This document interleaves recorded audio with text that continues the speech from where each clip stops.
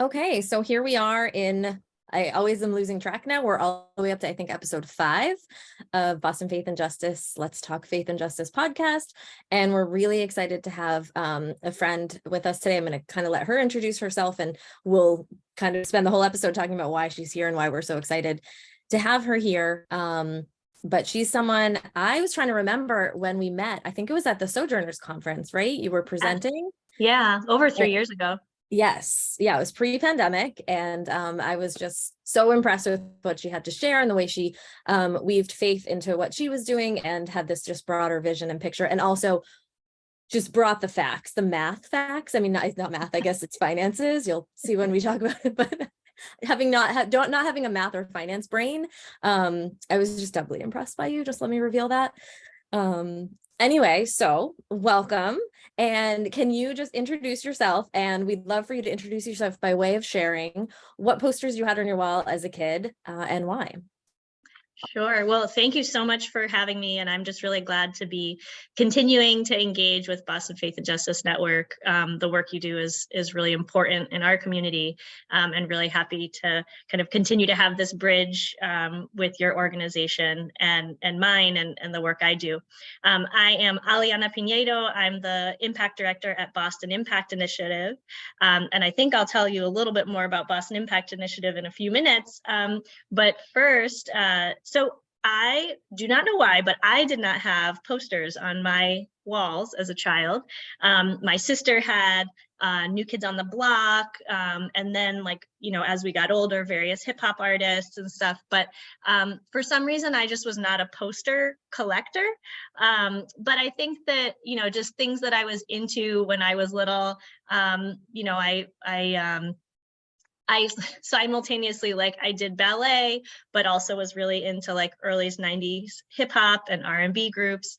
And so I think there would have been some combination of those things on my wall, but for some reason was not a poster collector. So I guess I can't answer that question totally, but there you go. No, that's great. Thank you. And just shout out to New Kids on the Block, because that was what was on my wall, as I revealed many different New Kids on the Block posters. But I love that, thinking of 90s hip hop. I was running through my catalog of okay, who would it have been? Because thanks to Spotify and Apple Music, it's I feel like I'm in a resurgence of my own love for my music of my childhood. Yes. But anyway, shifting more to the why of you being here, I would love for you to share a little bit about your journey that brought you to BII, and then we can talk about the work itself. Sure. So I am from Boston originally. I grew up in Brighton and then in Brookline, Massachusetts, and then went to Boston University and became really interested in international development and kind of aid work on an international scale. But had to find a job, and this is pre-2008, and who was hiring but the finance sector, right? They were just kind of handing out jobs. If you didn't have to study finance, you just got a job. So I ended up in finance. I worked first for a company here in Boston, and then I went down for 1 year in Boston, then I went down to New York and worked at an asset management firm for about 5 years down there. I think what helped me, it sort of shaped my view of the world, because before I was thinking more about, when I was in college, geopolitics and sort of political and historical factors in how the world runs. And I realized that being at the epicenter of finance in New York City at a very Wall Street style shop, that money is what makes the world go round. And so I had that realization, and a really caring group of people. While Wall Street sounds cutthroat, the people I worked with really were interested in seeing, especially a young woman of color, advance. And there were not a lot of people that could mentor me that looked like me by any means, but there were people that white men who really cared about my advancement and wanted to see me succeed and grow in the company, which is why I stayed for 5 years, which is a long time to have a job in our generation. So I really enjoyed that learning experience, but realized that like there was something kind of missing. I really wanted to be working in something that I felt like was changing the world in a positive way, that was having a positive influence, and really to like live out my values through my work.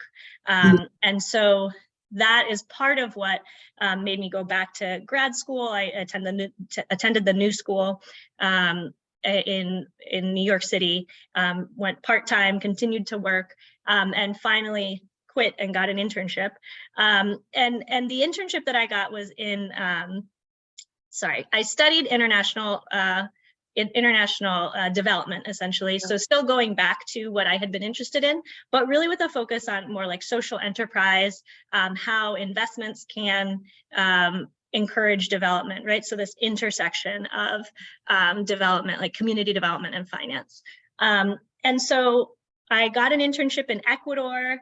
I ended up getting a job down there. I lived down there for 3 years, and really enjoyed the work I did. I was working closely with Indigenous communities, and I was also reporting to impact investors. So my job down there was to report to impact investors, and that was really the first interaction I had with impact investing, which is essentially making investments for a financial return, but also seeking a social or environmental impact. So you want a positive impact with your investment. When I came back to New York, I got a job with the Global Impact Investing Network, which helped me get like a 30,000 foot view. And I realized I was there for a few years and realized that I really missed the one-on-one interaction with community members. When I was in Ecuador, it had been Indigenous farmers. And so I was looking for something in Boston that would give me an interaction with community members, but in the impact investing field. To be honest, I thought I still wanted to do international work. And so when I came across the job at Boston Impact Initiative, I was sort of, turned off by the very local nature of it. I hadn't lived in Boston in a very long time. I wasn't really looking forward to moving back, to be honest. I thought New York was, much more cosmopolitan, much more integrated as a community. I felt like Boston wasn't. I was feeling a little funny about moving back to Boston, and so doing such local work felt like, oh, what am I going to do there? However, Boston Impact Initiative, the work is so community focused. And the opportunity for me was to marry the purpose that I had, the values driven purpose that I had to work with community, and also bring in my understanding of amplifying impact, social, environmental impact in these types of businesses, and to do it in a community that I grew up in.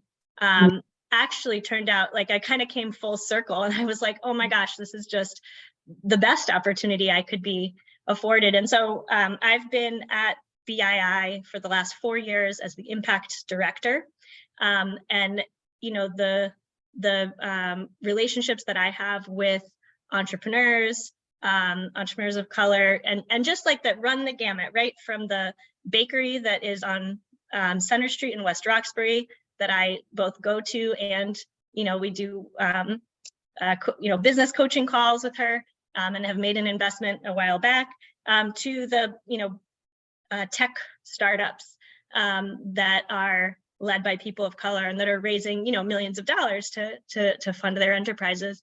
But all of that connection with the entrepreneurs and really getting into how they're doing their work for their community has been amazing. Thank you so much for sharing. I feel like you provided such a perfect glimpse into not only how you got to BII, but you as a person and your values. And I just really appreciate your passion for the work that you do. One of the things that we wanted to ask were, what systemic and interpersonal issues does the work of BII address? Yeah, so just to introduce it, Boston Impact Initiative, we're a nonprofit, and we're an impact investing fund. basically our mission is to build financial, social, and political power with entrepreneurs of color. And so we do this by investing in people, places, we do real estate investment as well, and social enterprises that share our vision for this equitable economy really across the state of Massachusetts and beyond, because we've recently expanded our geographic footprint to the Northeast. And so this place-based model offers what we view as a systems changing approach for those working to close the racial wealth divide and build power in communities of color. And so we make investments with the intention to generate positive returns, both for investors, right? So we're an investment fund, and we have investors into our fund, and so we want to pay those investors back. But what we're focusing on is making sure that there's also impact returns. So our investors are looking not only for their financial return, but really also the positive social impact that we're generating. Mm-hmm. Sorry, I don't know if you want to ask, like, if there's another piece of that question that I might have missed, feel free to follow up. No, that's great. I mean, again, there's so much, I think, to both your story and what BII does. It's like, okay, we'll come at it from a couple different ways, because again, as you were talking about impact investing, I was like, I hope she says the definition, because like, I'm not sure I fully like know the difference between some of these different ways in which socially responsible investing and impact investing, and, you know, a couple different financial terms. So of course you did, which I very much appreciate. And so I was scribbling some notes just to make sure I had it. And so can you talk a little bit, I know sometimes in the past when I've heard you speak, you talk about some specific companies you've invested in or people that sort of encapsulate the way in which BIA operates and the impact you guys are making. So do you have any kind of stories specific that you could share? Sure. So one example is Synergy Contracting. And so Synergy Contracting is owned by a Latina businesswoman. She's an immigrant from Guatemala. She lives up in the Lawrence, Merrimack Valley area. And she was so just a little background on her. She worked at a contracting firm in construction for like 20 years, from when she graduated college, or I think it was an internship, all the way through. And she was kind of the number 2 person there, but never really, like, you know, she was never offered like ownership of the company. You know, she had benefits and stuff, but it wasn't anything great. And she just saw, you know, she felt like there was more that could be offered to the employees and the workers. And so she decided to go off and start her own business. And she's general contracting and environmental remediation. And she decided that she was going to be a union shop. And so she hires all union employees. They get great benefits. They have great pay. She provides a lot of trainings to them. So that's one piece that we look for at Boston Impact Initiative. It's not only like, are you a social enterprise that's like, you know, doing, you know, green buildings, or doing, you know, which we also care about, but also how are you treating your workers? Do your workers, you know, is it a place where there's, you know, either covered by union agreements or other types of worker ownership or worker decision making? And then also, you know, how are you paying them well? Are you creating jobs for people of color to build wealth and to really grow within those jobs? And so most of her workers are people of color. Many of them are women of color who are very underrepresented in the construction industry. And so she's creating these great jobs for women of color, and you know, paying them really well, providing them benefits, providing them training, and also just really being like I think she's also does a really great job of kind of getting out there and being, you know, speaking on behalf of other women entrepreneurs. So it's about companies that are providing great jobs, companies that are working to transform their sector, right, by kind of innovating in the sector, or kind of providing awareness and representation in a given sector. And then also companies that are providing a good or a service that is really of benefit to society, right? So we have some other companies. One example is All Here Education, which is an two-way AI chatbot, but essentially is a way of engaging with students and families in K through 12 to make sure that they are attending school, that they get kind of resources that they need to make school attendance easier for them. They get other types of resources. So not only school attendance, but, figuring out bus schedules, or, where, if school is closed, where can they get, and they get free lunch, like where can they get food? If they get, if they need mental health resources or other types of resources, getting them connected.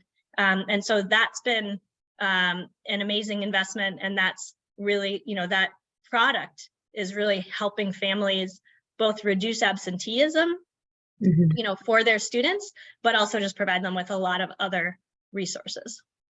So those are two examples that I love to give of two really amazing women entrepreneurs that are doing a great job. We also invest in men as well, and so we have a whole portfolio of really great entrepreneurs of color that we're excited about. That's awesome. Thank you. And that's so much of why I get so excited about the work that you do, because first of all, the work that you do in itself and the impact that it's making, but like also I just feel like it represents this innovative way to think about economic choices and the way in which we can use our resources. And so like, as you're talking like this, and again, engaging with you is a great way to obviously live that out. But also like, as we make economic choices, sometimes we feel like we have to choose between caring about this or caring about that, or an array of things. But there are ways, sometimes you have to be really innovative and creative and research driven, but to make choices that don't degrade the environment or workers, and are positively contributing to the community. And so I just love that that's your values, and just a great example of it being lived out on a little bit more macro scale that I think all of us can kind of take to heart. So appreciate that about your work, among so many other things.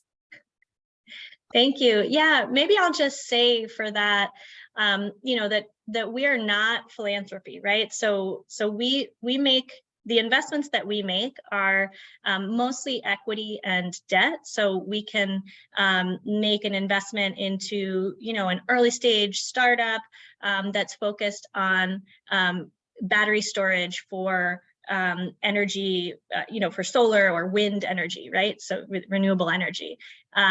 And that's like a really hot topic, right? And very exciting. And so we might put, and that's sort of something you might think about with a venture capitalist, right? Like they might put money into one of these early stage startups that, may make it big. They're taking a big risk and a big chance. Now, by the way, startups, those types of venture-backed startups that are started by founders of color, get less than 2% of VC funding generally. And so, especially Black and Latino founders. And so, I just would say that, like, we're sometimes, completing around or participating with a small group of other funders for founders that really entrepreneurs that might not get access to this type of capital and might not have the network to get in front of all of the right investors. Then on the other hand, we're also looking at investments into companies that might need debt, right? So they need loans, but they're earlier stage, or less than 2 or 3 years old. You can't go to a bank and get a loan if you haven't been in business for a few years. And even so, even if you were, and maybe personally, your credit score had been affected by something that happened in your past, you might not get that loan at the bank because they're asking you for your credit score, or they're asking you, do you own your house because we need it as collateral. BII does not look at credit scores. We don't take personal guarantees. And so some of those things that really affect entrepreneurs of color from getting bank financing, we take those barriers out, and we're really based on relationship investments, relationship lending, relationship investing, because we look at the ability to kind of establish these relationships of trust, of responsibility to each other, and of really, getting to know each other. And that's part of what we make the decision on. Of course, we also vet the company, for its sound business model and projections, but we also help them think through those things. And if a company is kind of earlier stage, we will help them, think through changes they might need to make, or who they might need to talk to get bigger contracts, all of that, different types of financial capital, right, that we can provide, but also knowledge capital and social capital to connect them to the right people that they might not have had the network for before. So those, just to speak a little bit more about the type of capital that we provide and the ways in which we engage with our entrepreneurs, it's very different from both a venture capitalist or a bank. Yeah, I really appreciate you sharing that, and also mentioning and stressing the importance of relationships and mitigating some of those barriers. That I feel like nowadays there's some jobs, ask for a credit score, which doesn't have any relevance to your employment with the organization. But especially as you talk about, generational wealth and wanting to, build a future and make an impact, taking out some of those barriers is very, very important. So I thank you for highlighting. And I'm wondering, in what ways can we, or people that are listening, engage with BII?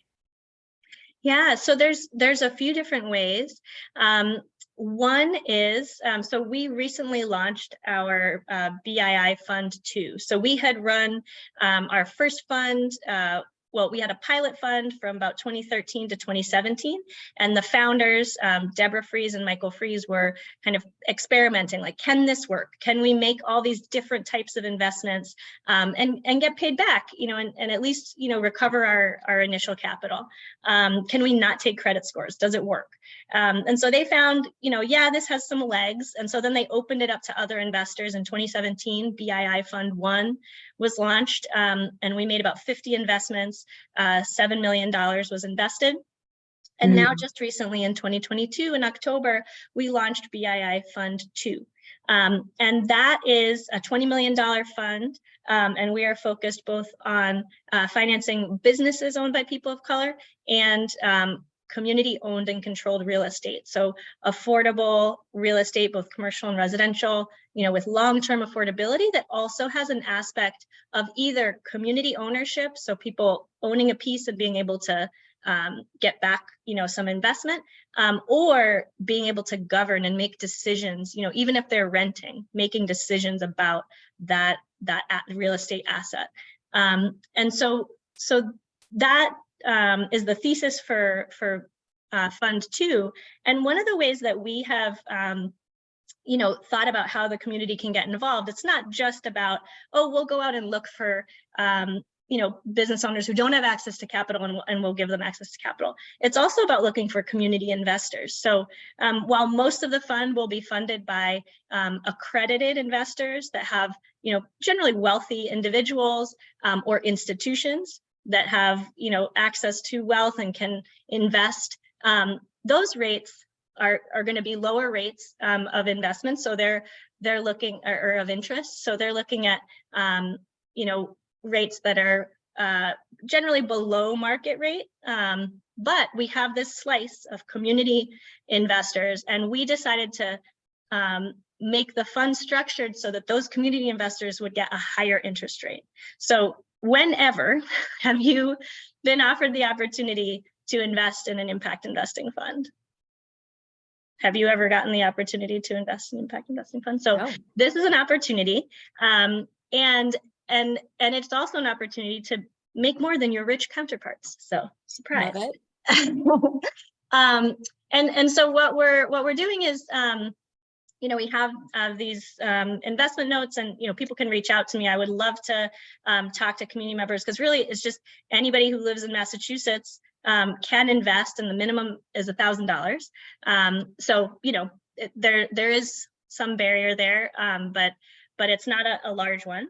And I'll just say that what we're trying to do is provide people with the opportunity to to be part of what we're doing, right? And have it not just be, oh, wealthy individuals can invest and sort of be in this community of investors, but like I can be an impact investor, you can be an impact investor. And so part of it is creating this community of impact investors, of our neighbors, of our friends, that can come in and shape this with us. So we're really excited about that. And then other ways I would say is just continuing to support businesses owned by people of color. I think there was a huge wave of doing this in 2020 during the racial uprisings, and kind of there was a lot of attention around this. And my sense is it's subsided a bit. And so I would just continue to encourage, listeners to this podcast and members of BFJN to really, as they go out and spend their money and make financial choices, or choices of where to shop and things like that, that they continue to consider their values. And I know that it can be difficult, right, in a time when there's tightening of the market a bit, and there's sort of a little bit of economic uncertainty, but those small businesses in your neighborhood are also facing economic uncertainty. And so we all need to kind of band together and support them. So I would say, continue to shop at local businesses, continue to shop at businesses owned by people of color, because, we are the people that will keep them in business. Yeah. I just have a question based off of that. Sorry, Elizabeth, it looked like you were going to jump in and say something. Do you have on your website the organizations that you all have invested in, or some of those, smaller Black-owned not restaurants? Maybe I'm hungry. Black-owned businesses or minority-owned businesses that we can, shop at and explore to learn more about? Yes, definitely. So you can check out our website. It's bostonimpact.org. Up on the right-hand corner, you'll see portfolio companies. You can click on there. I would say, we don't have a ton of retail and restaurants, especially in the second fund. We're focusing more on businesses that might be a little bit more what they call B2B, so business to business, or less of like the retail and consumer packaged goods. But just to call out a few that are in Fund 1, Hillside Harvest Hot Sauce, 88 Acres, Seed Snacks, and they do seed Nola, they do seed butters. It's allergen free. Fresh Food Generation, they opened a restaurant in, I believe, Dorchester a year or two ago, and they have their food truck and catering, and a few others. I would definitely check them out, and buy from them, order from them, because these are businesses that are doing great things in the community, and also deserve all of our support. Absolutely. That's awesome, and that was a great question, Ivy. I am also hungry now too, that we've started talking about that. But yeah, I really appreciate that. And we'll share also your, BAI's info and everything with some follow-up stuff, because again, to keep engaging in this conversation. But I really do appreciate you calling out kind of that personal level, because I'm excited about this investment level idea, and asking us to consider, like, okay, a lot of us do invest. Either we have a retirement fund going, or like a little bit of money on the side, and so this idea of investing our values, which is something we're very conscious of at BFJN and we talk about a lot. And so it's exciting to have really practical applications right at our fingertips. So I appreciate that. But then also this idea that all of our economic choices are also reflective of either our values intentionally or unintentionally, our value of not looking, sort of that careless value, which I'm calling myself out on that too. It's, please don't think that I'm saying every economic choice that I make is an intentional one where I am investing in things I believe in. I would love for that to be true. But it is something that we are invited to consider, especially as people of faith, that, everything we do should be reflective of what we believe in. So yeah, I just really appreciate that angle as well. Yeah, I just want to say that, yes, that's definitely, thank you for summarizing that, and just to hit the nail on the head that, having been raised, in the church and first having like watched and been in, kind of the Wall Street style finance, and then coming to this is just, for me, so much more aligned and so much more of, what I feel like my vocation and what I've been called to do. And so, just wanted to kind of say that outright, that like, I feel really blessed to be in this role, because I do feel like I don't have to like live my values on the side, and I know many of us are faced with that, right? We have our day job, we do it because we have to. And then like in other parts of our life, we volunteer and we do things that way. And that's fine. There's absolutely no judgment on that. But I'm so lucky that I can do this work that I really care deeply about, and I'm like very moved to do. It's really part of like my faith journey has been coming to this role and being able to live out what I believe that I'm kind of here to do. So Thanks for saying that, because I just wanted to make sure that was like out there for me. Yeah. Oh, that's awesome. Thank you for articulating that. And I am so thankful that there are people like you who not only like answer that call, but are so clearly gifted and equipped to answer it. It's wonderful to see. Like you said, some of us get to have our vocation be our job and some of us don't. And there's as many different ways as there are people to live out the things we're called to. But it is just really encouraging to see you in the role that you're in, and you're so clearly passionate about it and so clearly very gifted to do that role. And because of that, you're making the world a better place. So yeah, thank you for what you do. Thanks, Elizabeth. Do you have anything else you want to add, Ivy? I do not, no. Okay. Is there anything we missed, Aliana, that you want to make sure we hit on before we end? No, I think this is great. I would just encourage listeners to, feel free to reach out to me directly, and you can put my email in whatever descriptions or anything, but reach out to me directly if you want to learn more about the opportunity to invest in BII's Fund 2. There's also information, kind of more general information on the website. But yeah, we're really excited to offer this opportunity to people, our neighbors and our friends in Massachusetts and the surrounding states, to take part in this really exciting work that we're doing here. So yeah, just encourage people to reach out directly and get more information, because I'd love to talk to them. Okay, that's awesome. We will be sure to share that, and are excited to see people engage with this. So thank you so much for taking the time to talk to us as well. I just feel really enriched by this conversation, and am really glad that people will be able to hear a little bit about you and what you're doing. So thank you. Thank you for having me. Great to meet you, Ivy. Yeah. Take care, both of you. Thank you so much.